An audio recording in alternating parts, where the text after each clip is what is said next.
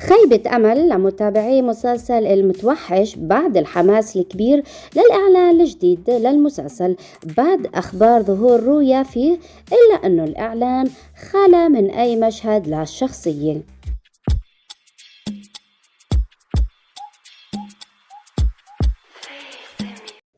وفي تفاصيل الخبر وقبل صدور الإعلان الجديد للحلقة 35 المنتظر عرضها الأسبوع المقبل، أكدت الصحفية تركية بيرسين أنه الإعلان راح يعرف حدث قوي، وكمان راح تطلع فيه مشاهد لشخصية رويا اللي تلعبها الممثلة الشابة سيماي بارلاس.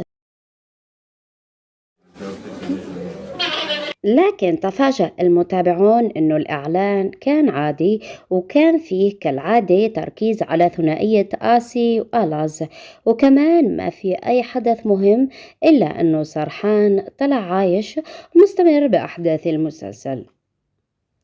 الإعلان سبب غضب لكثير من المتابعين اللي حسوا أنه شركة الإنتاج وكمان الصحفية بيرسين كذبوا عنهم باستغلال اسم رويا للترويج للإعلان وزيادة الحماسة للمتابعة.